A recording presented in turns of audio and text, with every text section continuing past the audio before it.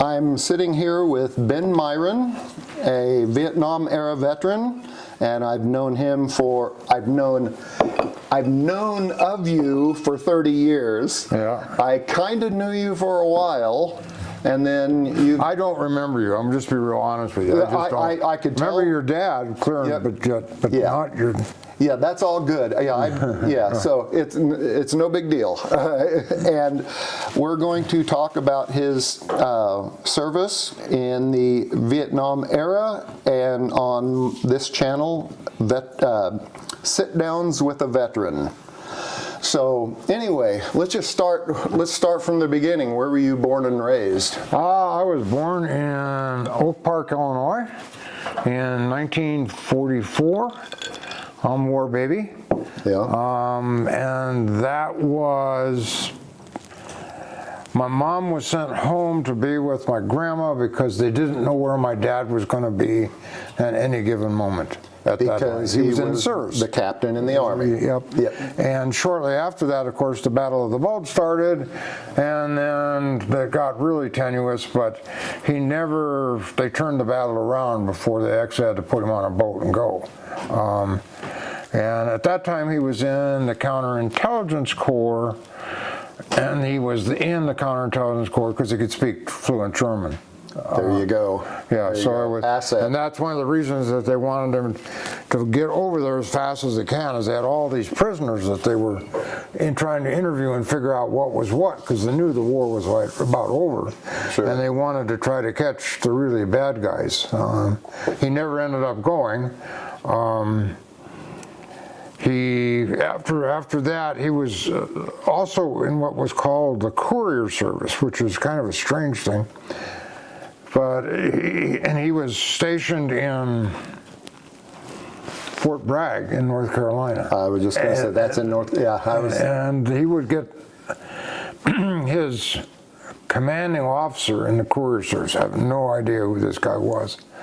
Would call him and say, "Captain Myren, show up, blah, blah, blah, blah, blah. Make sure your pistol's locked and loaded." And, the pistol would be chained to his wrist.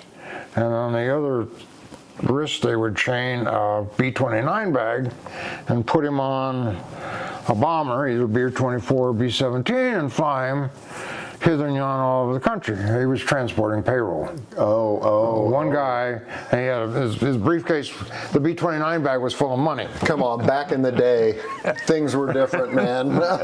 Well, big difference from when I was a kid. Well, yeah, I'm only 61. Back in those days, the guys made, if you were a private in the military, if you made $75 a day, that was big buckwheats. Yeah. And so, think how many money per dollar was that. So anyway, he did that. And the other stories I can tell you about my father is because of this, he was being in the courier service. Same deal. And they flew him up to D.C. That was unusual. And so he went in, and car picked him up and took him to this place, and same deal, pistol locked and loaded, yes sir, clapped on the briefcase, and he said right away, he said, "Well, a regular B-29 bag, there's a little bitty briefcase, nothing in it." You could just tell there's nothing in this.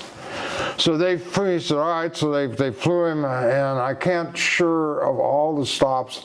I want to say Memphis, St. Louis, Denver, and then the coast, and then Hawaii.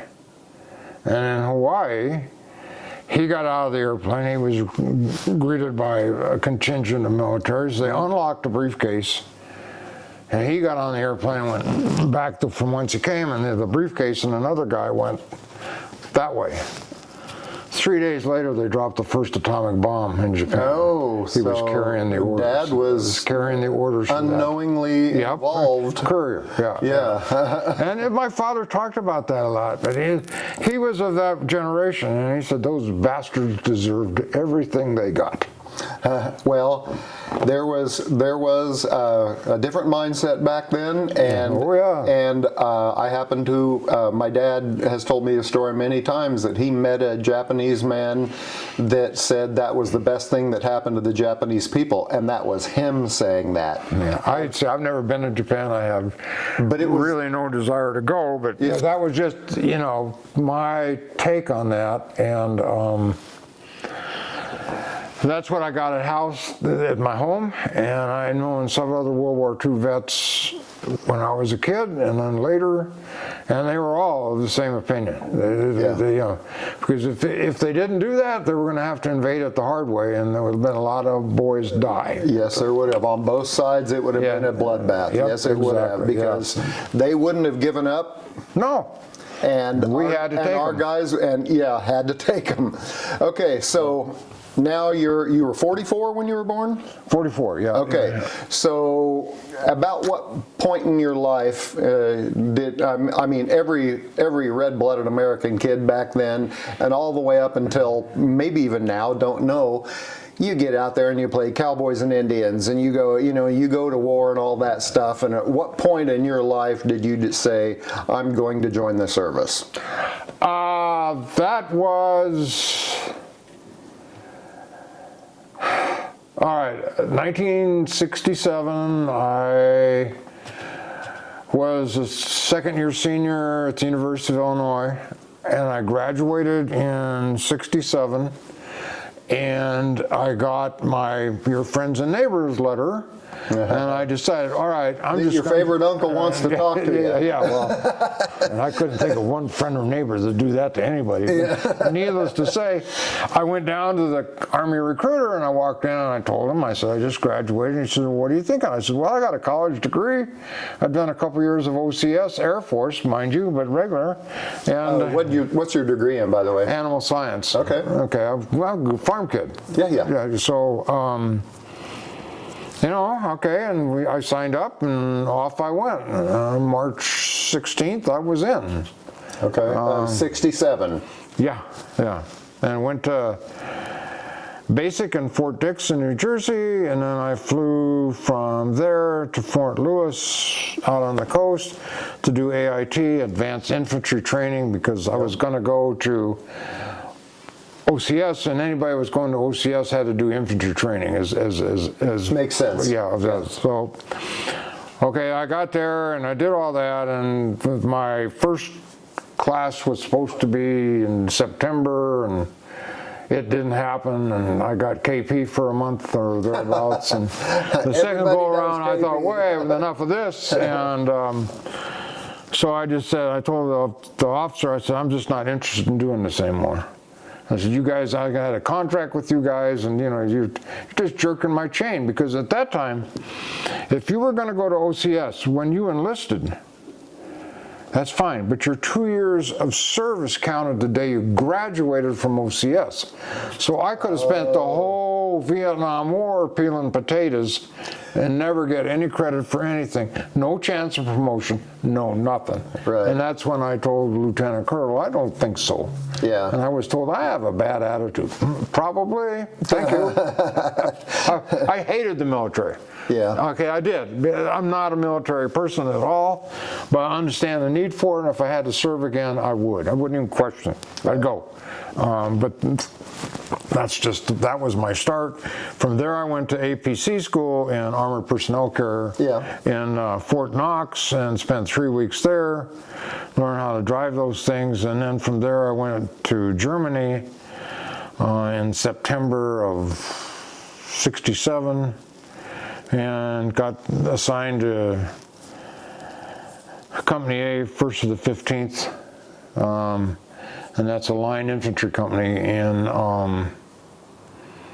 was in Europe.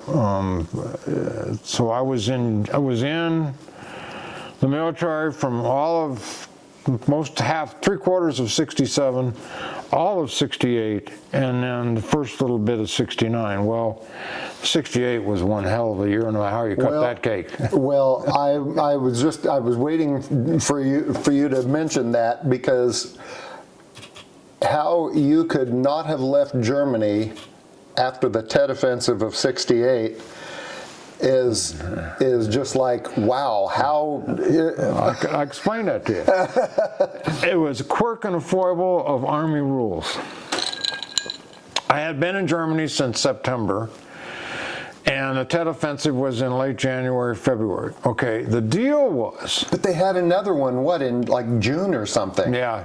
But anyway, okay, but the deal here, okay, the Army rules said that if you were going to get levied out, which was what they did, they come in and pull you out, and that's called a levy, and send you to Nam. Quite the euphemism, yeah. Anyway. Okay. To do before they could send you overseas back, they had to give you 30 days home at leave. Okay. And by the time they would have gotten me out of Germany and back to the States, and I got my 30 days in, I had less than a year left to serve. Ah. So they couldn't take me. Oh boy. They could, but They wouldn't have, yeah. No, it was just I was only like 10, 12 days. Didn't matter. Right. You know, it was just the luck of the draw and the cut of the pie. And yeah, and '68 was insane. Sitting overseas and all of the stuff that happened. The Tet Offensive, Martin Luther King, Bobby Kennedy, the Chicago thing. That was a big year. Okay, the Prague Spring invasion in Czechoslovakia in '68. I was sitting on the border with Czechoslovakia as a border guard. My unit was on the line, so to speak, when that happened. Okay. And one day we were watching Ivan with the binocular, and the next day you couldn't see Ivan. Of course, he couldn't see you either because we all in the hole. He knew right where we were, but we... Right. Yeah. And on top of that... There was a lot of uncertainty. Oh, yeah. We figured it was over. And in '68, my mom had open heart surgery. So you throw all of that into that mix, and I was pretty much... I coped with it. I did what I had to do, but I was not a happy camper. Yeah. They told me I could go home if my mom died. Great. That's the military. Just okay, fine. So then, that all rolled around, and I forgot, '68, Paris. There was a student uprising in June, and I had been in Paris. I seem to remember hearing I was in Paris for Easter weekend that year. Okay. And it was hanging, down on the left bank, and I don't know. After a while, you just get a sense of, I want to call it unease. Things are not right here. Yeah. And you could feel the kids. It's sometimes best to heed those feelings. Yeah, well, I was only going to be there a few days, and it was just, but I could just sense that something's really wrong here. Yeah, of course, I had no clue what it was, but it was just like, and then that blew up right after, I was still in Germany when that happened, and it was, not a big deal, but it was a big deal. So yeah, '68 was just a year that was just insane. Yeah. So can you work your way into your MOS for the viewers? I came out as a buck sergeant. I went to I shot the M4. I qualified with the M14 as expert, 45 as what's the second one up, marksman, and shot the M60 as expert. And shot the M79 M60 as a machine gun. Just for yeah. And shot we call it the bump, the M79 grenade launcher. Okay. So I qualified on all that stuff. And then I drove the APCs, and because I could speak a smattering of German because of my upbringing. In my house, my parents would speak German. Of course. And they didn't want you to understand what was going on. Right. So, of course, you quickly learned to figure this out. Yeah, if you want to eavesdrop. You want to know what your Christmas is. Yeah. But because of that, then we went on, there was one field group where we were working with German panzers. Okay. And we were the infantry and they were the tankers because it was NATO, and you do this. But because I was the guy who could speak German, it wasn't the guy who was in charge of the APC that got the phone, it was me. Okay. So it was just a crazy thing. Sergeant Lopez was, let's put it this way, not the sharpest pencil in the box. Nice enough guy, but he wasn't.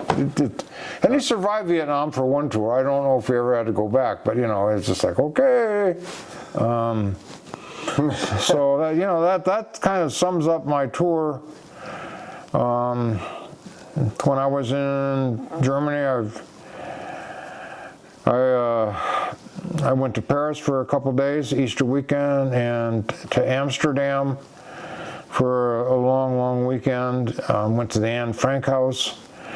And then in the fall of '68, I just decided I wanted to go see some things, and I went to Munich, and from Munich I went to Dachau. Okay, I know what Dachau is. Yeah. That place is. That's one of the big. That's where they trained. Auschwitz. There's Buchenwald. No, that's where they trained the guards for the other places. Oh, it was okay. the training. So these guys were not nice, and in fact, the death rate there was so bad, or so high, that they never ever once had to use the gas ovens. People died there so fast. Yeah. Wow. Yeah. You'll see. It's a lot. I don't want to get divert too far off of the subject, but they don't realize over there, Japan prisoners of war were treated horribly. Yeah. Vietnamese prisoners of war or American in Vietnam were treated horribly. Yep.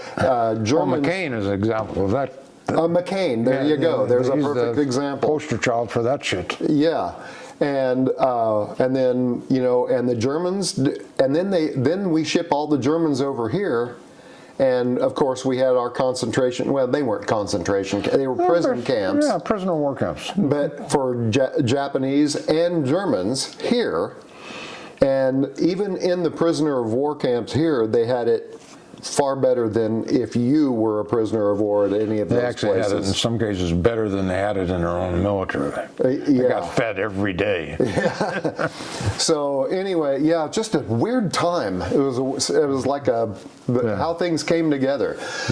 Okay, so now you are winding up the end of your tour. So why don't we look at some of these pictures that you brought out? And I will hold this camera in place for for looking at those. So these are just random pictures. I can't remember his name. His name was Johnson. We called him Hup. He was not a well-liked guy. Okay. He was an asshole. Yeah. And I'm having trouble. Let me, if I can recognize him upside down. Yeah. Okay. That's Mike Royce, and that's BC. And you're saying the one that was kind of sniffed way too much glue. Oh. And he was just mentally never knew. Did he detach and just go? He re-upped. It was a place where he was a kid that came out of a tough life, and it was the first place he'd ever been in his life where he got a place to sleep every night, and food every day. Right. Yeah. And that's pretty common. Yeah. Well, I've known a lot of kids that did that, just especially among the black boys. Yeah. They had a really shit life. That's just Johnny Lee Henderson. He was from the Delta in Mississippi. I really liked him. And that was Mike Royce again. That's me. I just woke up. I've been sleeping I don't know how long I was asleep.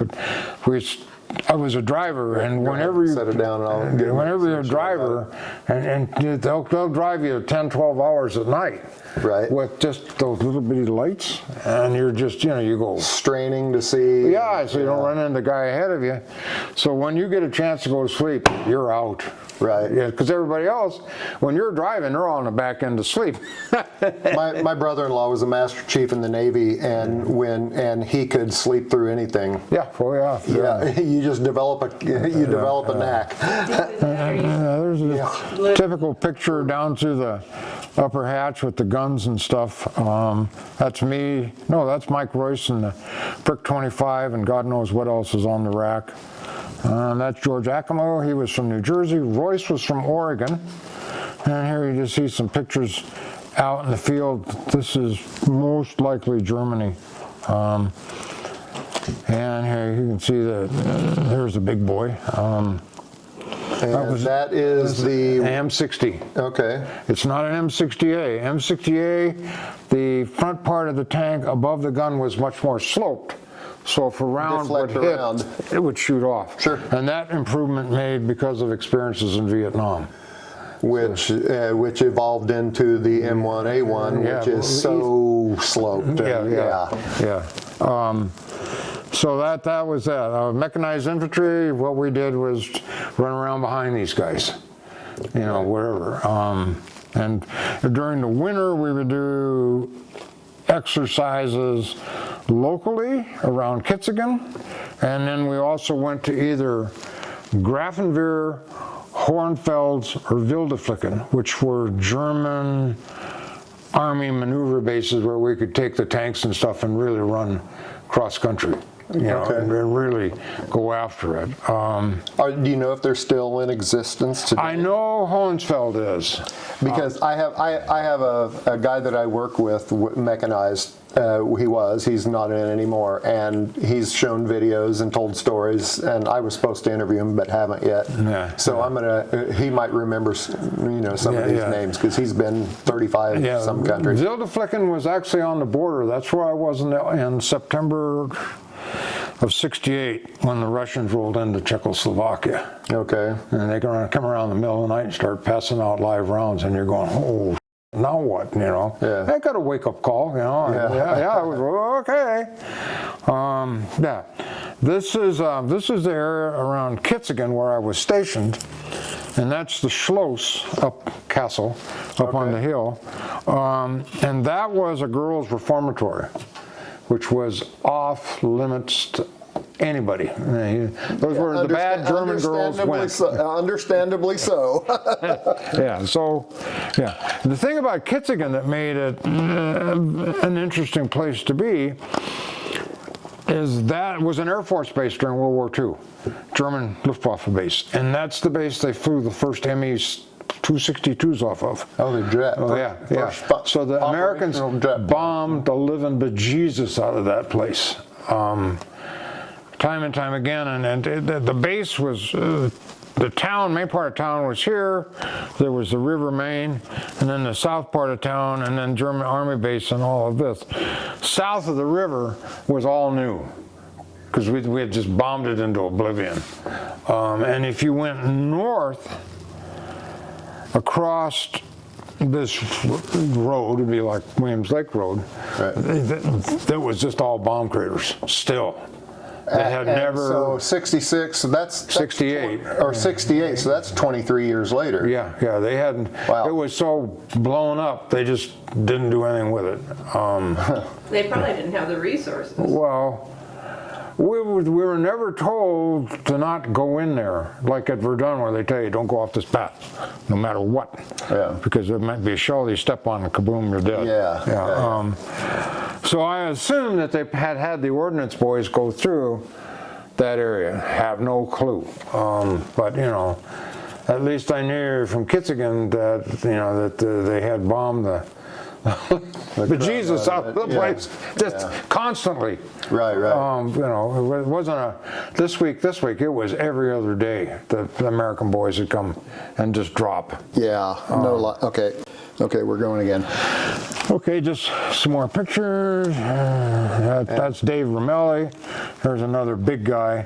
He was from Redding, California. He was a... Oh, yeah. Well, you get that everywhere, don't you? Yeah. These are pictures that my family sent me from '68, because I was in, and that was right after my mom, who was right here, had heart surgery. That's my brother, my sister, my grandmother who gave me these, and my mom. And my mom had rheumatic fever as a child. Oh, that's and a she tough had a bad valve in her heart, and so she was, by the time she got to where she had to have open heart surgery, she just laid in bed all day, and it was either she had surgery or she died. And after she had surgery, she lived 7 more years. Okay. So I actually got to spend some time with her. She got to know our youngest grandkid, my oldest son. Yeah, okay. And actually, she actually got to know Jeb, number 2, but he was only 16 months, and so yeah. No, he doesn't have any memories. No, no. My oldest son remembers my dad. Jeb does not remember either one of them. Okay. Oh, so that was just that. But anyway, that's my sister again. They went on a vacation to Key West. And Just keeping you in touch with home. yeah, it was a way to, and we went to, there's a big inspection, went to some zoo, I don't know where it was, and it's just, they're just intermittent pictures of, life in the military mixed up with, and this is Kitzigan where I was stationed, and the zoo was like... That's a Scottish Highlander. It is, look at it. Looks like a zoo. That's in Verdun. And 250,000 boys, and I assume some girls died there in 6 months during the World War I. Wow. And yeah, it's brutal. And that is a mass grave marker, where they dig a hole and throw as many German bodies as they can. They have no idea who it is, Right. so they stick that on the ground. And the French are all laid out, the boys, but these go on the other side of the battle line. It's just reversed. The opposite, right? Yeah. That's that woman that I told you about. Yeah, that was from Austria. They found out where her son or her brother was buried, and it was in a mass grave. But they found him. Yeah.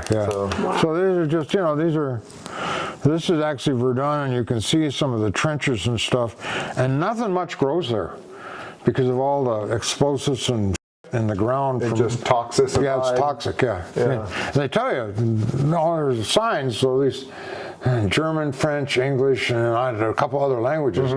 Don't go down this path. It's verboten. And of course we didn't. This is the town of Verdun itself. There's more of the trenches and stuff. Oh, there's that memorial that you. Yeah. And there's the water tower. Oh, okay. Or that could have been a German World War II flak tower. I can't remember what that is exactly. What's a flak tower? I'll bet that's what it is. What's a flak tower, though? I want to see if I wrote on the back of it.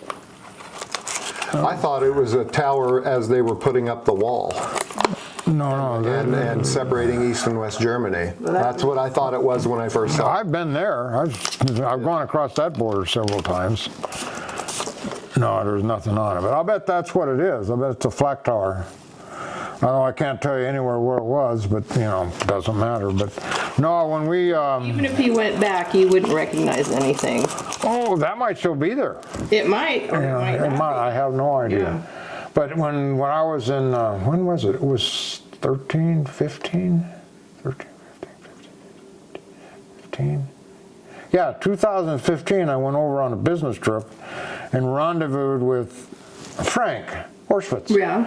And we drove across from Frankfurt to this little town in Germany where he lived. And then the next day we drove from that town to Leipzig. Well, Leipzig was on the wrong side of the line, and so we went right across where the border was, and they could still see a lot of the... Oh, yeah. I had a calendar showing before and after shots of the same location. Yeah. The other thing I can remember is when I went to Switzerland in '69, when I was in the military, I went with Dave Ramelli, and we visited... His family was originally from the Italian-speaking part of Switzerland. And as we went south through Germany, you got to the border, and all the barbed wire and shit was still there. Oh. And so you knew right away oh, okay, and you can look down the roadways, and I don't see why the Germans didn't try to do this, because, you know, it's just mountains, mountains, mountains, and Right. nah. It'd be tough fighting. Oh, it'd be like fighting here. Oh, yeah. You know, only even In case more. people are wondering what he's talking about fighting here. Yeah, mountains and trees and valleys and rivers. And, Yeah, and there, many of the valleys were basically just a glaciated U-shaped valley. It wasn't like here where it's spread out. It's just narrow and ass, and it was, you know, the Swiss had all their army bases tucked into the side of the hill. Good call. Yeah, you didn't know where they were. So yeah, I can't remember where that is, but as you can see, we're out on maneuvers in the snow. Right. Tank there in the. Yeah, tanks are cold in the wintertime. I bet they are. Well, there's no insulation. It's all No, metal. it's all set. Oh, metal. And it just We did that the cold Sucks the just- heat right out of everything. So it's, Including you. yeah, yeah, we're all bundled up. You know, just crazy. There's a Huey. Yeah. UH-1. Yeah, I think that's. Is that a Jeep? Or is that a tank? It's a tank. No, it isn't. What is that? Oh, sitting beside it looks like. Oh, that looks like a tank. I think so too. Let me get in. Okay, it's got a lump. I see the lump here, where they've left. turned, and that's the tread pile. Okay. Were you going to show? Was you going to explain those? Oh. real quick. Let's just go to those and we'll wrap it up. Yeah, here, put them back. Oh, I'm sorry. I Yeah, thought you'd already done them because No, kind no. of like our family treasures. Yeah. Yeah. These, as far as we can tell, were Christmas tree decorations that were carved and decorated by American prisoners of war during World War I. World War I. Yeah. Wow. My Yeah. grandma calls it concentration camp. There were no concentration camps as we would know them, but she calls it World War I, and it had to be prisoner of war camps. Right. So they made these to have some sort of little decoration to remind them it was Christmas. Right. And these were that's cool. every year on the top of her Christmas tree. These were there. Right. Yeah. You don't want anything to happen to those. They No. They're one of those. Well, a lot of this is what the hell do you do with some of this stuff? Yeah. That's my life. Yeah. Yeah. Well, I mean, our kids have grown up. Yeah, see, we're the enemy Yeah. on that one. You see the The diamond. Oh, we were war games. yeah, war games. Yeah. Okay. Yeah, that was a miserable. It was like -5. Well, I know F. you've experienced worse than -5 here. Oh yeah, I have. But -5 in Germany, it's very humid. Oh, and it okay. cuts right. It's like being -5 in Seattle. It's Okay. miserable. Okay. But you know. And it can be windy there. Yeah. And we were out for 30 days in this, and it wasn't that cold all the time. But we went 30 days without a shower, and we rank.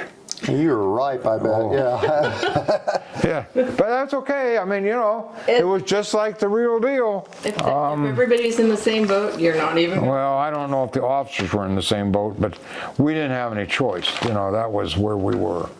And that's fine. Like I say, if I had to do it all over again, I wouldn't quibble one bit. You're too old.